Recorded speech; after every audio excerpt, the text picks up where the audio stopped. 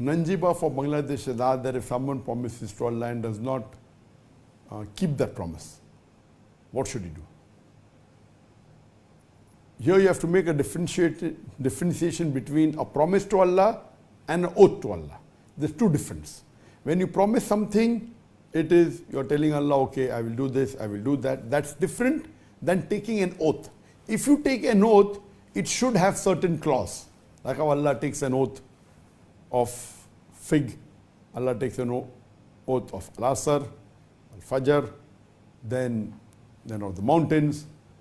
So when you take an oath, you take oath of something, and taking oath is of different types, what scholars say. So promise is something else, that okay, I promise that I will do something, that I promise I'll be good, I'll promise I'll be truthful. That's different. I'm making a commitment to Allah, but taking an oath is different. An oath, normally the Prophet said, Sahabas always said, there are many Sayyidus said, that the Prophet discouraged us from taking oaths. Oath means, you said that if I pass the examination, I will go for Umrah. Or if I pass the examination, I'll give charity of $1,000 to the poor people. So this type of oath the Prophet discouraged. It says that taking oath does not change the qadr. It only makes a miser person give in charity. So when you're taking an oath, there are different types of oaths. Some oaths which are good to take, some oaths which are not good to take, some are mubah. The oaths that if you ask and you take an oath of Allah, that if so and so thing happens, I will do this sort of worship. It's not encouraged. It's not haram. Because you are putting a stipulation to Allah that okay, if I pass the examination, I will pray 2 rakat nafil, I'll go for Umrah. And if you do that act, if you pass the examination, it is as though you are forced to do it. You're not doing it out of your own free will. So that's one of the reasons. Second is that as though you're bartering with Allah. That if my sickness is cured, I will go for Umrah. If my sickness is cured, I will fast 10 days. Or whatever it is. So the Prophet said, the qadr is not changed. So what's going to happen, going to happen. What's written in your destiny will happen.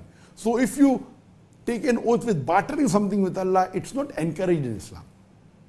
It's not haram, but it's not encouraged. The Prophet said, it only makes a miser person give charity. So miser person says that, okay, if I get healthy, I will give $1,000. Okay, the miser person doesn't give charity, so at least he'll give $1,000. So the Prophet personally preferred give charity. Okay, I have decided I'll give charity today, $1,000. Very good.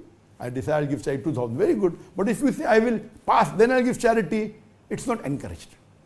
So oath means you're bartering something. If this thing happens, I'll do this. So these sides of oath, Allah says in the Quran, in Surah Maida, chapter number 5, verse number 89, that if the oath is unintentional, Allah will forgive it.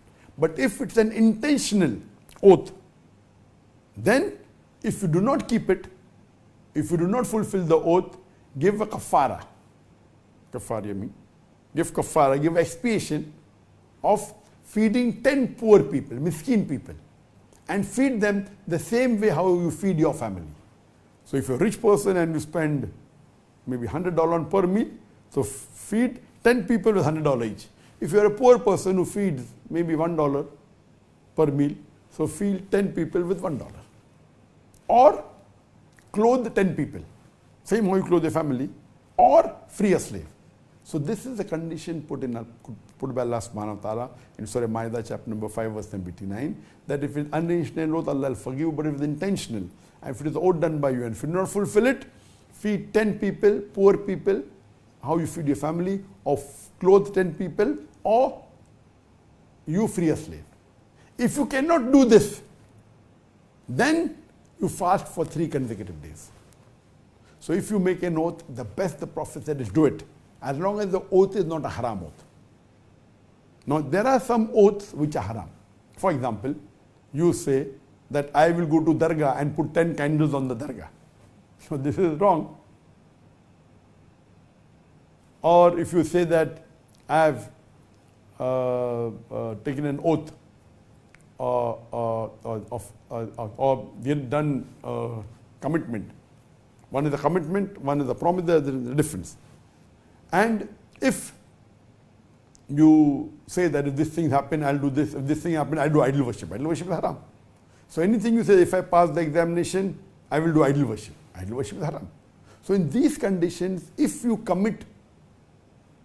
take an oath of doing a sin, then the Prophet said, don't do the sin, give the kafara.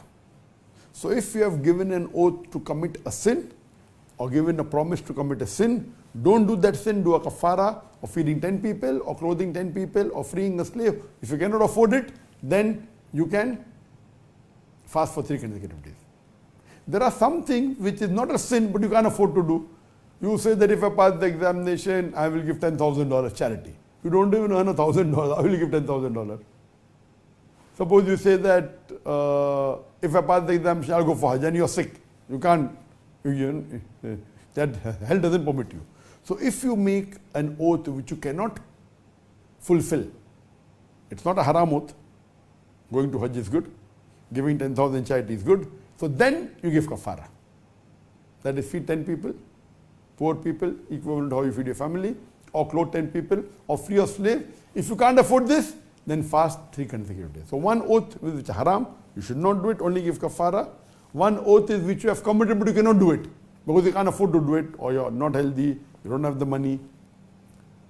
Then the third type is which is mubah. Okay, if I pass, I will give charity, and you have the money, then you give charity. This is optional. One thing is there which is oaths which are good. That you have said you'll do this without putting a condition to Allah subhanahu wa ta'ala. I have committed to Allah that this year I'll give charity of $10,000. And your business goes down. Oath is good. It's not against anything. It's not saying that only if this happened. You have given a commitment. You have given oath to Allah that this thing I will do this year. And your business goes down. So you had the intention. So if you're given the oath and your business goes down, you cannot give $10,000. Okay, feed 10 people. Can't feed 10 people, clothe 10 people, or free a slave. Cannot do this, fast 3 consecutive days. So one is something which is haram, you should not do it, give kafara. One is you have said something, you don't have the capacity. One is you had the capacity, but then the business didn't go well. So at that time, the best is to fulfill the oath.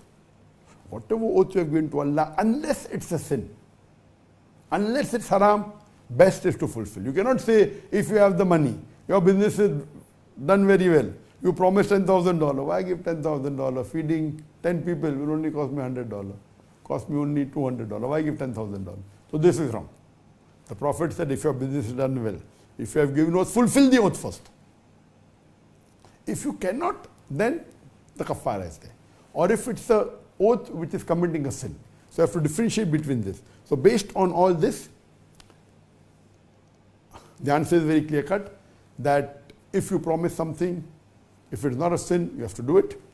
And then again, the questioner has asked that he has made many promises, he hasn't fulfilled. For each promise he hasn't fulfilled, he has to either feed 10 people, or he has to, each oath that he has taken, if he doesn't fulfill, either feed 10 people, or clothe 10 people, or free a slave, or 3 consecutive days. So then if he says, okay, I will feed 10 people, or clothe 10 people, or fast 3 consecutive, and he doesn't do this also. So if he has not done 10 oaths he hasn't kept, and this 11th one, so he has to give 11 times to 10 people. You can't say only once is sufficient, no. If he cannot afford it, at least he should fast for each oath 3 days.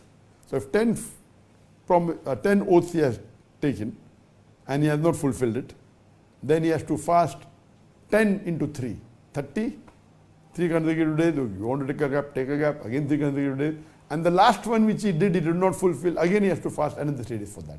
So for every oath that or commitment you have given to Allah subhanahu wa ta'ala, there's a difference. You should understand that I will not do a sin. You're telling Allah, that's different than giving an oath and a commitment. So both are different. So if you have given an oath and a commitment, then you have to fulfill. Can't fulfill, then is the kafara. Hope that answers the question.